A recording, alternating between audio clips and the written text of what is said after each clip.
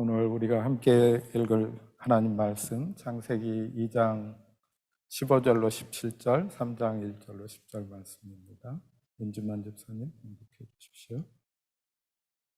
오늘의 말씀입니다. 여호와 하나님이 그 사람을 이끌어 에덴 동산에 두어 그것을 경작하며 지키게 하시고, 여호와 하나님이 그 사람에게 명하여 이르시되, 동산 각종 나무의 열매는 내가 임의로 먹되 선악을 알게 하는 나무의 열매는 먹지 말라. 내가 먹는 날에는 반드시 죽으리라 하시니라. 그런데 뱀은 여호와 하나님이 지으신 들짐승 중에 가장 간교하니라. 뱀이 여자에게 물어 이르되, 하나님이 참으로 너희에게 동산 모든 나무의 열매를 먹지 말라 하시더냐.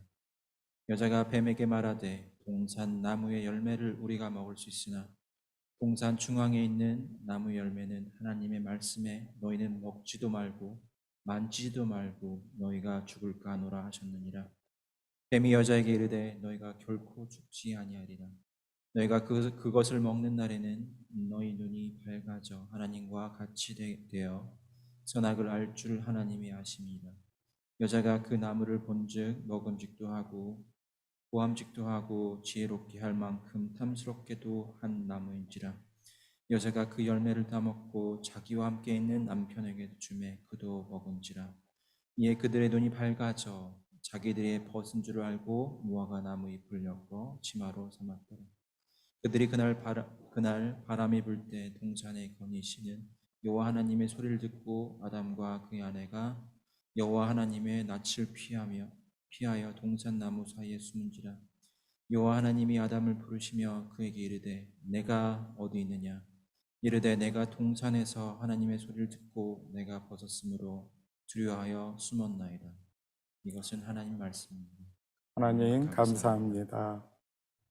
예배 가운데 오신 여러분들 가운데 주님의 평화가 있기를 다시 한번 축복합니다.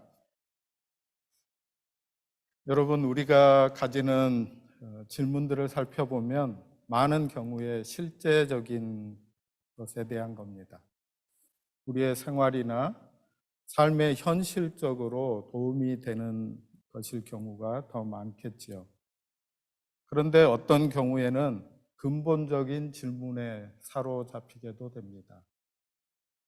인생이 위기를 맞았을 때, 가까운 이의 죽음 앞에서 좀 더 가볍게는 새해를 맞거나 어떤 매듭의 시기에, 또는 오늘 우리처럼 성경의 첫 책인 창세기를 진지하게 읽었을 때일 겁니다. 저는 이런 일들 앞에 있습니다. 지난 주간에 안타깝고 죄스러운 부음을 들었습니다. 제 인생의 중요한 한 부분을 차지했던 존경하는 목사님이 몇 년 전에 돌아가셨습니다. 멀리 있다는 핑계로 가 뵙지 못했습니다. 그래서 올해 안식월을 갖게 되면 꼭 사모님을 찾아뵙겠다고 생각하고 있었는데 몇 달을 기다려주지 않으셨네요. 돌아가신 목사님과 사모님은 저의 20대부터의 삶에 커다란 영향을 끼치셨습니다. 친밀하게 지내기도 했고요. 사모님과는 한 20년 정도 함께 지내오는 동안에 제가 고아원에 가서 같이 살기도 하고, 또 방학 때 여러 기회에 방문도 하고, 중간에는 거기에 가서 전도사도 하고, 나중에는 임원하다가 흙으로 건너오게 되었는데, 많은 에피소드가 있지만 부음을 듣고서 몇 에피소드가 생각이 났습니다.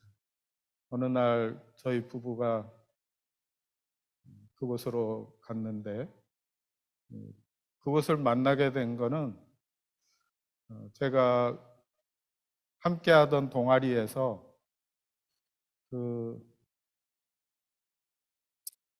보육원, 장애인 시설, 또 빈민 아이들 돕기 위해서 여러 가지 활동을 하던 중에 우리나라에서 가장 지리적으로 혹은 여건상 어렵고 힘든 지역을 그 당시에 보건사회부 백서를 통해서 찾아낸 곳입니다. 우리나라에서 제일 열악하고 힘들고 가장 골짜기가 어딜까 해서 찾아내서 만나게 되었던 곳인데, 그곳에 들어갔더니 밥을 먹었느냐고 물으셨습니다. 아직 먹지 못했습니다. 그러니까 아이들에게 끓여주는 라면 끓여내 오셨는데 이렇게 큰 그릇에다가 그릇보다 더 높이 쌓아가지고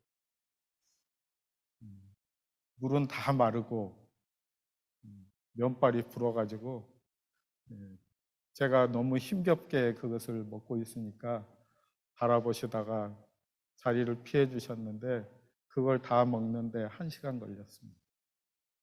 지금까지 먹은 라면 중에 한 번에 먹은 가장 많은 라면입니다. 저희 부부가 결혼할 때가 돼서 앞에 두고서 걱정도 하고 기도도 하고 하는 중에 부르셔서 갔더니 봉투 하나를 주시면서 이걸 가지고 가서 결혼식을 치루어라 해서 결혼식을 준비하고 결혼을 하게 됐습니다. 목사님께서 주례를 해주셨는데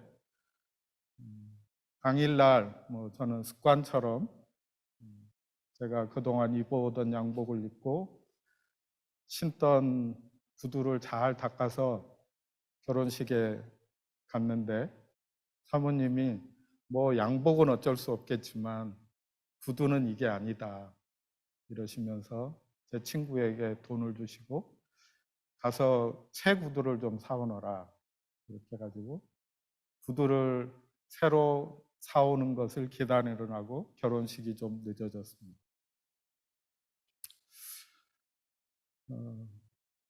천여 명 아이들에게 어머니로 불리시고 그 아들의 어머니로서의 삶을 낮 동안에는 사시고 슬아의 자녀가 5 있었는데 아이들을 돌봐야 되니까 할머니에게 맡겨두고 있었는데 밤 시간이면 밤이 맞도록 눈물로 그 자녀들을 위해서 기도하셨던 그 모습을 기억합니다.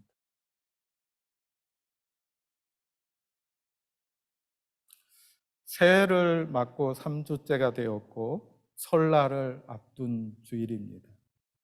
또 존경하고 사랑하던 분의 부음을 듣고 창세기에 1000몇 장의 성경을 읽었으니까 어찌 인생의 근본적인 질문에 빠지지 않겠습니까?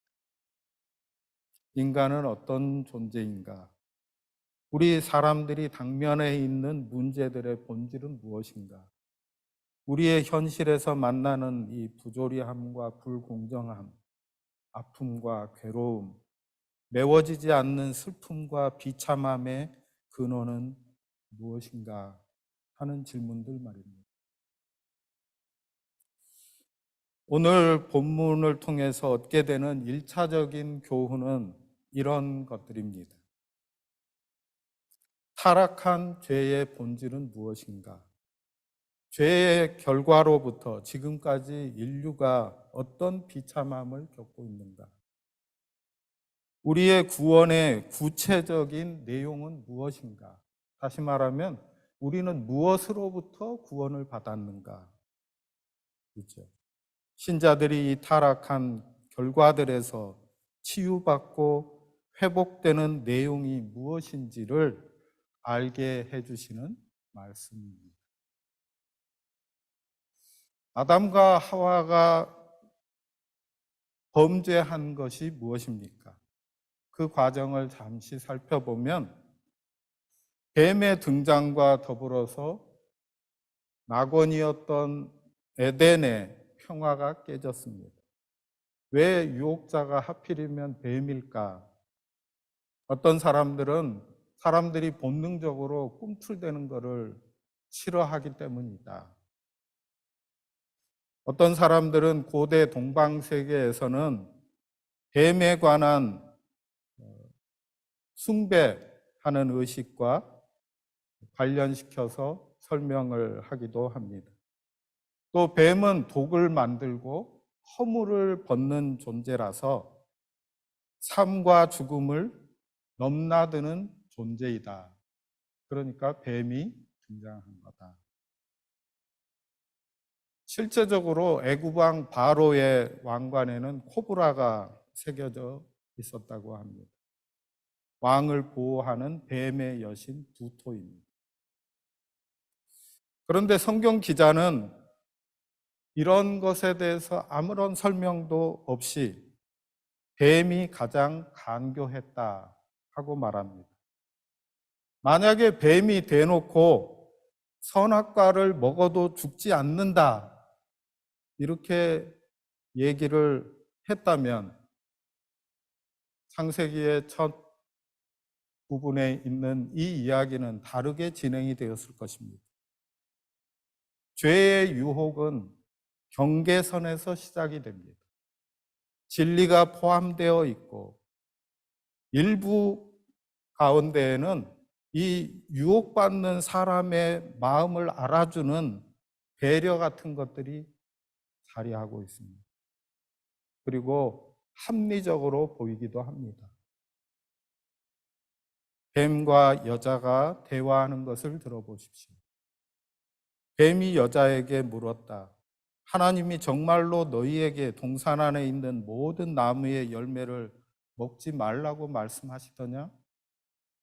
여자가 뱀에게 대답하였다.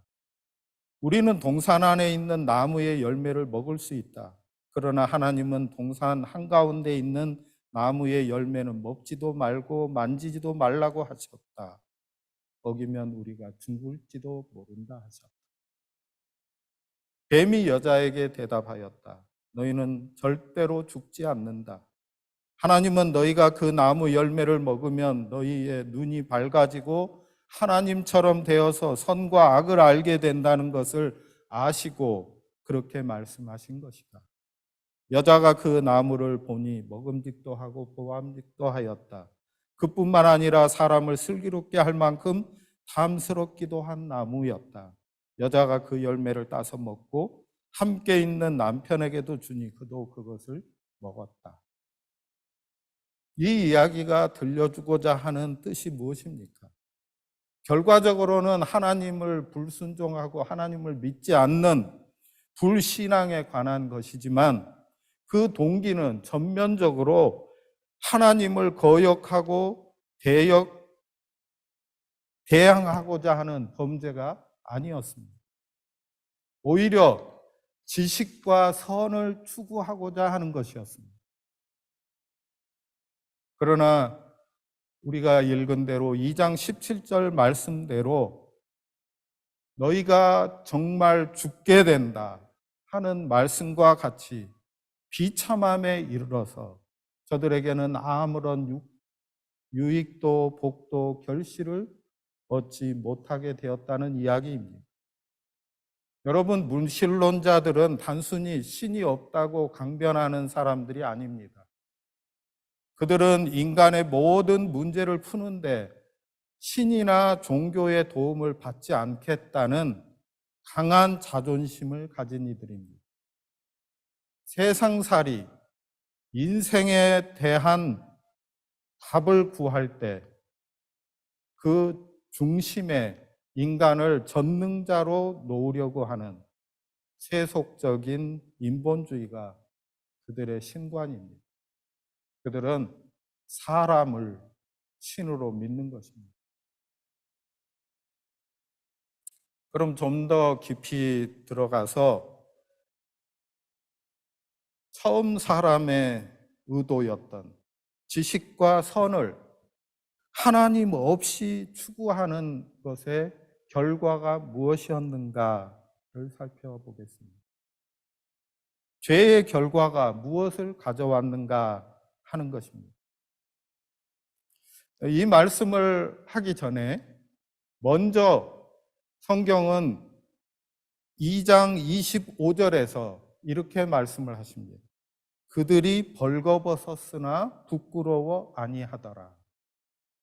그들이 벌거벗었는데 하나님께서 창조하신 그 동산에서 하나님의 완전하심과 조화로움과 아름다움이 드러나서 호흡무 가장 아름다운, 가장 선한, 가장 멋진 낙원 안에서 그들은 벌거벗고 부끄러워하지 않았다라고 말씀합니다.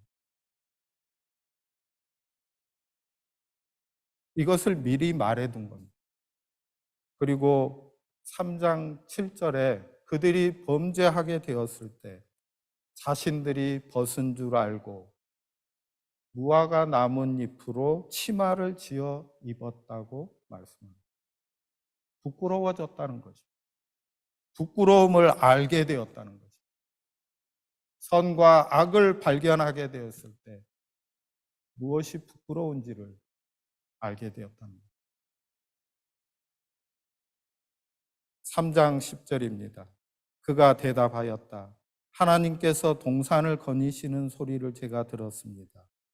저는 벗은 몸인 것이 두려워서 숨었습니다. 죄의 결과로 두려워하게 되었습니다. 이 말씀이 신명기에는 이렇게 기록이 되어 있습니다. 28장 47, 8절 말씀입니다. 모든 것이 넉넉한데도 당신들이 기쁘고 즐거운 마음으로 주 당신들의 하나님을 섬기지 않기 때문에 당신들은 굶주리고 목마르고 헐벗고 모든 것이 부족하게 될 것입니다. 뿐만 아니라 주님께서 보내신 원수들을 당신들이 섬기게 될 것입니다. 그들이 당신들의 목에 새 멍에를 지울 것이며 당신들은 마침내 죽고 말 것입니다.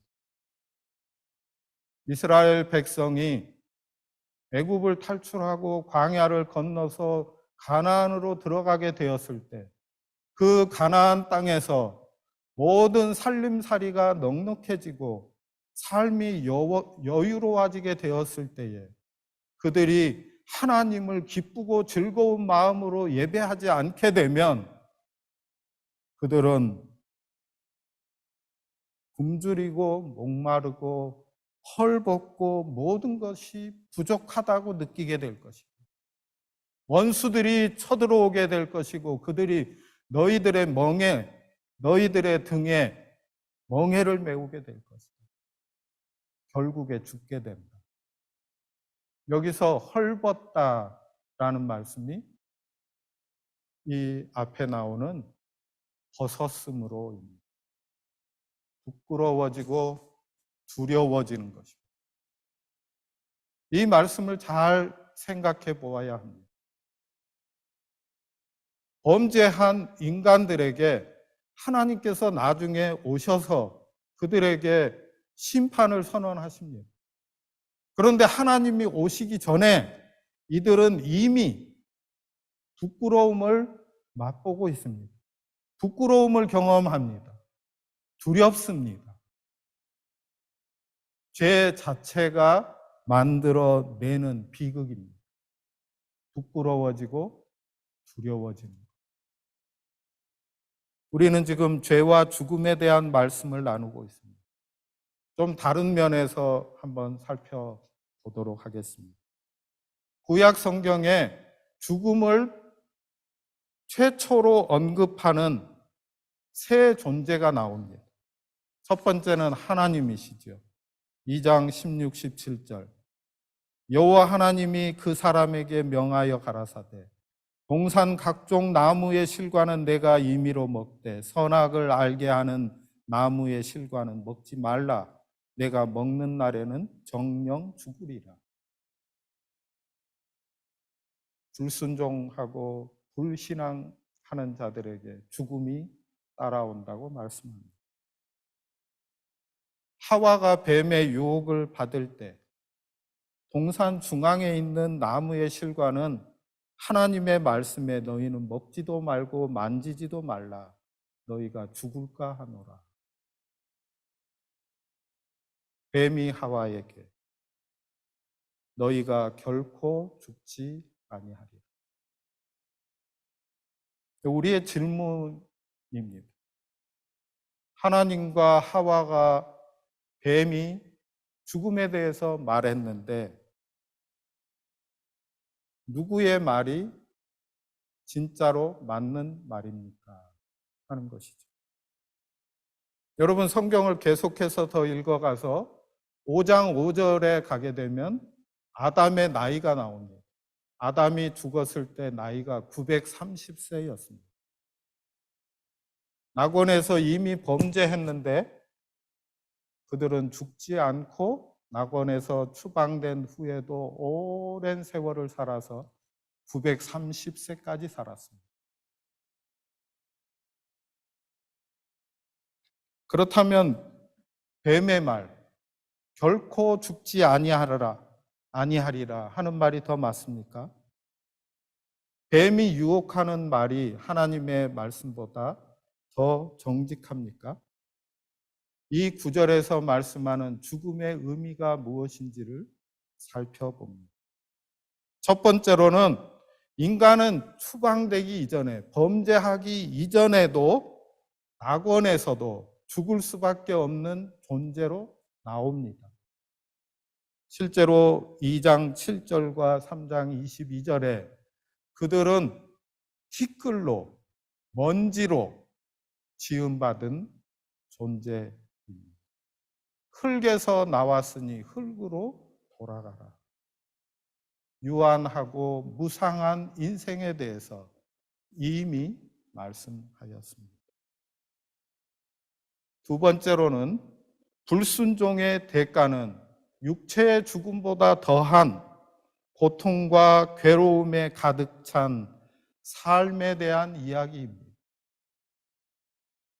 불순종한 자들은 하나님과의 직접적인 사귐을 잃어버리게 되었습니다. 인간은 하나님과의 직접적인 교제를 떠나서 스스로 황량한 삶을 선택하게 되었다는 것입니다. 죄로 인한 죽음의 결과는 하나님과 단절, 인간 서로 간의 관계의 상실입니다. 이런 것들을 다 포함하고 있습니다. 하나님의 음성을 듣고 두려워하여 하나님의 얼굴을 피해서 숨는 행위입니다. 남편과 아내로 대표되는 사람 사이의 관계가 책임을 전가하고 억압과 폭력이 있는 관계로 변화된 것입니다. 뱀의 후손과 여자의 후손이 끊임없이 싸우게 되는 세상입니다. 생명 소모적인 생계 유지를 위한 노동에 시달리는 존재입니다. 질병과 고통이 왔습니다. 하나님이 지으신 낙원인 에덴으로부터 쫓겨났습니다. 첫사람이 범죄하게 되었을 때 당장 육체적인 죽음에 이르지 않았지만 하나님과 사람과 자연과 분리되는 진짜 죽음이 시작된 것입니다. 사랑하는 여러분, 우리가 육체적으로 살고 있어도 죽은 자들이 될 수 있다고 말씀하십니다. 요한계시록 말씀에는 첫 번째 죽음이 있고 두째 사망이 있다고 말씀했습니다. 우리가 자연적으로 죽는 첫 번째 죽는 것은 사람에게 정해진 것입니다. 그러나 그 후에는 심판이 있습니다. 심판 이후에 영생을 얻는 자도 있고 영벌에 영원한 죽음에 들어가는 자들도 있습니다. 영원한 죽음은 생명이 끊기면 끝날 텐데 영벌로 이어진다고 말씀하는 것을 듣습니다. 이런 의미에서 이 이야기를 통해서 우리에게 말을 걸어오시는 하나님의 근본적인 마음은 무엇일까요? 우리가 하나님 안에 있음이 얼마나 좋은 것인지, 얼마나 아름다운 것인지. 가지는 포도나무에 붙어 있어야 온전한 것들을 누릴 수 있다고 말씀하십니다. 요한복음 15장 5절 6절 말씀입니다. 나는 포도나무요 너희는 가지이다. 사람이 내 안에 머물러 있고 내가 그 안에 머물러 있으면 그는 많은 열매를 맺는다. 너희는 나를 떠나서는 아무것도 할 수 없다.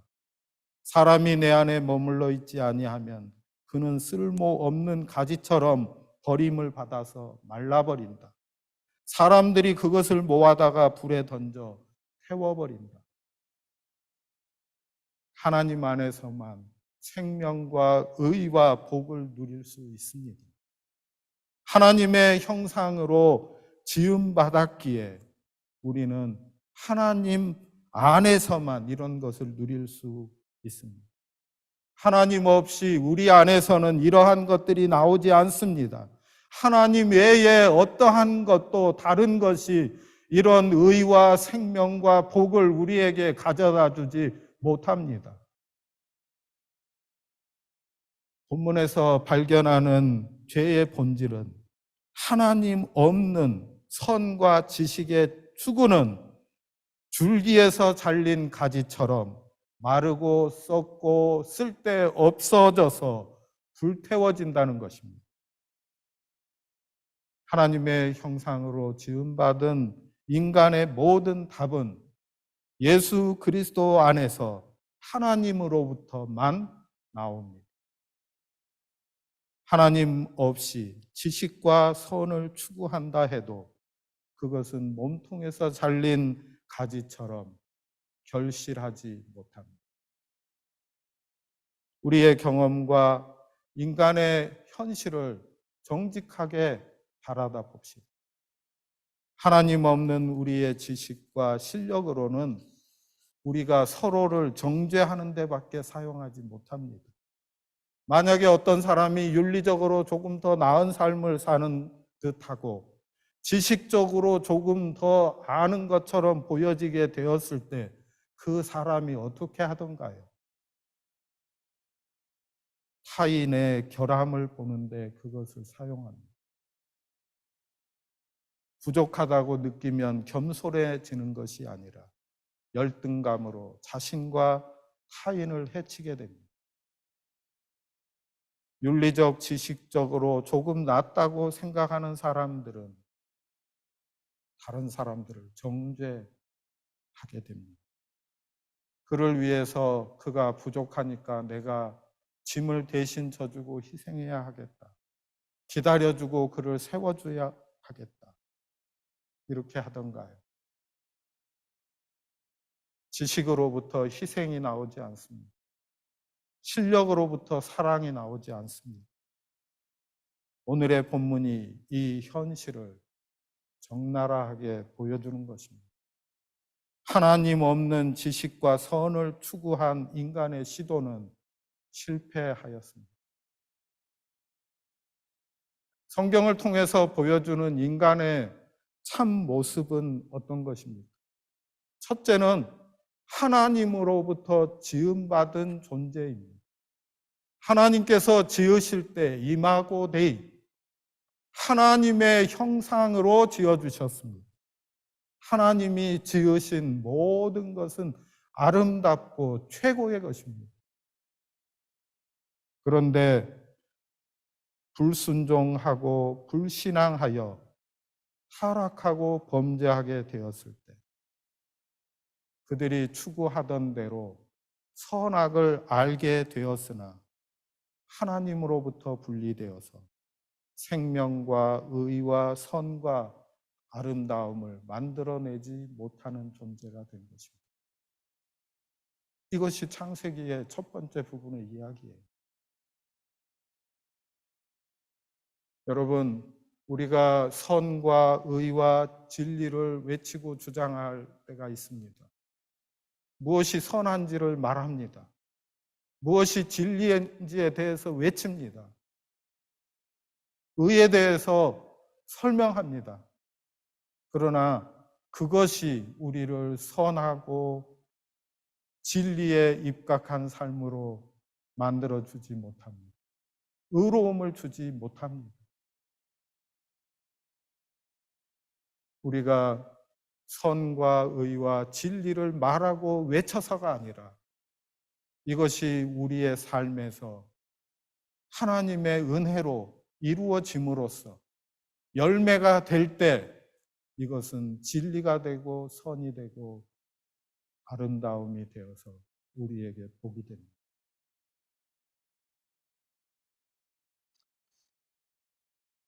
인간은 어떤 존재입니까? 세 번째로 예수 그리스도를 믿음으로 의로워지고 성령의 은사로 열매를 맺는 존재입니다.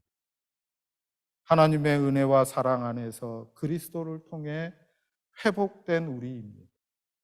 생명과 진리와 의가 참 포도나무이신 주님에게서 오는 것을 믿습니다.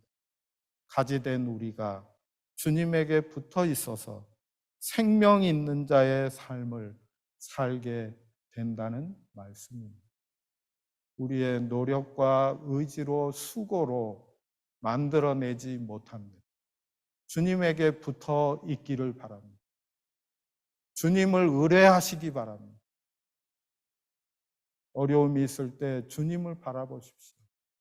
사랑을 갈구할 때, 사랑을 갈구할 때 하나님을 바라보십시오.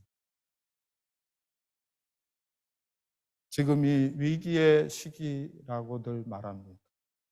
이럴 때일수록 근본에 충실한 이들이 필요합니다.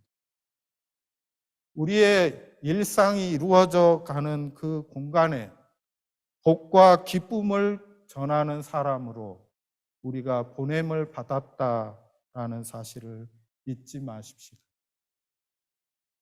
우울함에 빠지기 쉬운 시대를 살아가고 있습니다. 우리 믿는 사람들은 믿는 사람다운 명랑함으로 사람들의 얼굴에 웃음을 찾아주는 삶을 사십시다. 뱀의 속삭임에 귀를 기울이지 말고 하나님과의 동행을 통해서 생명과 평화를 가져오는 우리가 되기를 간절히 바랍니다. 다 일어나셔서 우리 함께 찬양하실까요?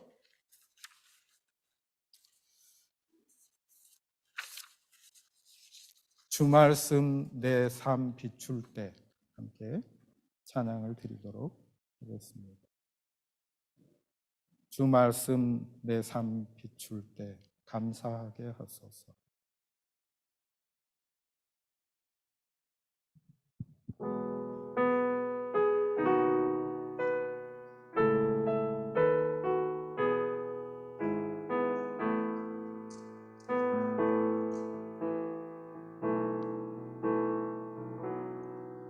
주 말씀 내 삶 비출 때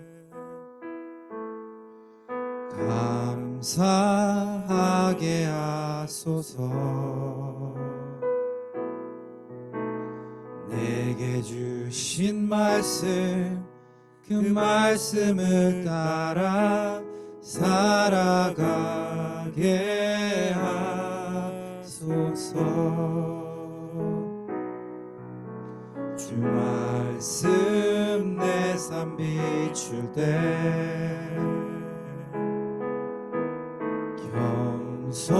겸손하게 하소서.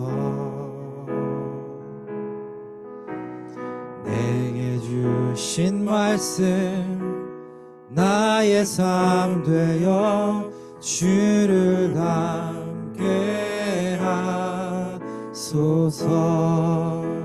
주의 말씀은 내 발의 등이요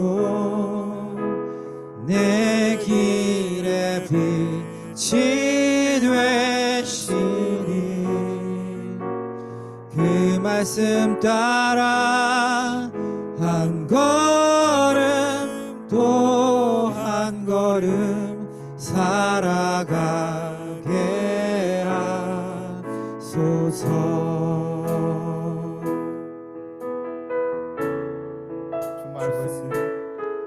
주 말씀 내 삶 비출 때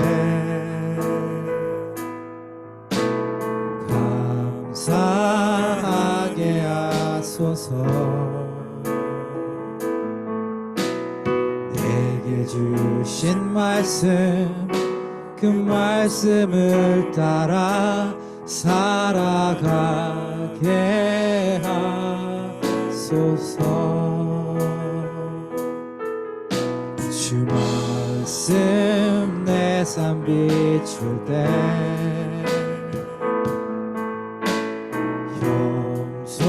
겸손하게 하소서.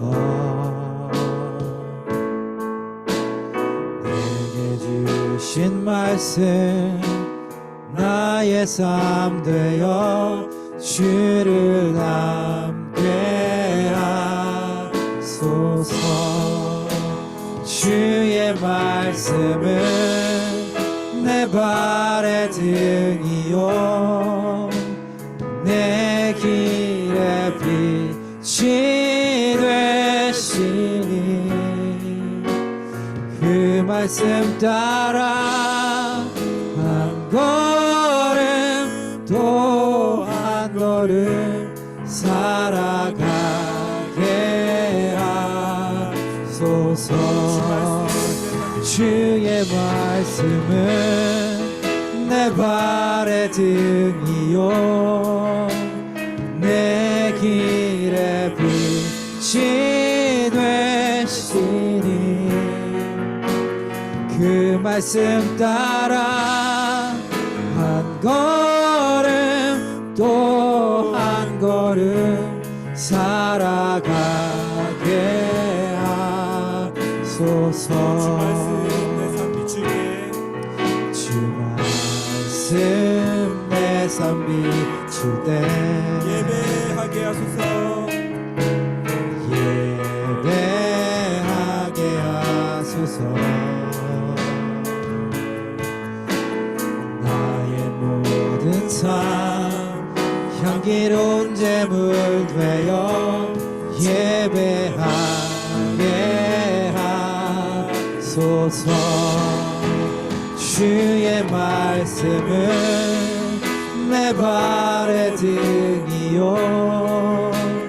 내 길의 빛이 되시니 그 말씀 따라 한 걸음 또 한 걸음 살아가게 하소서.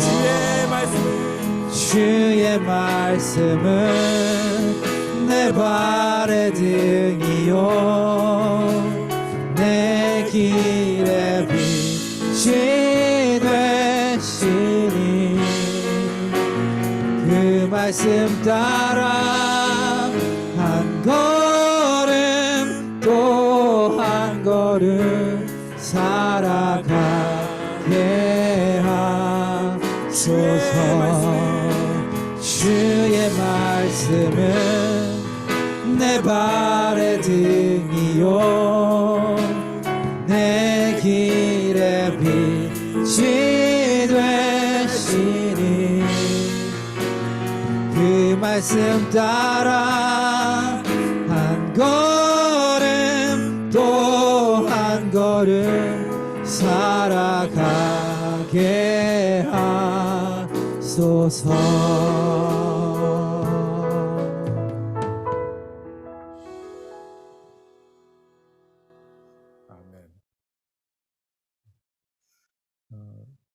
예배 마치면 바로 그 자리에 잠시 좀 앉아주시기 바랍니다. 얼마 안 걸리니까 공동의회 하도록 하겠습니다. 처음 오신 분 죄송하지만 잠시 기다려주시면 저 끝나고 만나고 가시면 더 좋을 것 같습니다. 기도하겠습니다. 주님의 은혜 감사합니다. 주님의 지으심을 받고 범죄한 중에 하나님의 사랑으로 예수 그리스도의 은혜가 저희에게 미쳐서 주님의 십자가의 그 공로로 말미암아 죄 사함을 받고 하나님의 자녀된 믿음의 사람으로 불러주신 성령의 내주하심과 충만하심이 우리 가운데 있어서 주의 말씀이 우리에게 들려올 때에 위로가 되게 하시며 결단이 되게 하시고 이 말씀을 붙들고 승리하는 삶을 살고자 다짐케 하시니 감사합니다. 주님 앞에 드려진 시간과 재능과 물질과 저희 자신을 이미 주님께서 받으셨으므로 주의 뜻에 맞게 하나님의 나라를 위한 일에 소용되게 하시고 주님이 저희의 삶 가운데 은혜와 복으로 풍성하게 채워 주시옵소서. 우리 주님 예수님의 은혜와 아버지 하나님의 사랑과 보혜사 성령님의 교통하심이 주 앞에 나와 예배하는 주의 사람들 머리머리 위에 이제로부터 영원토록 항상 계시기를 간절히 축원합니다. 아멘.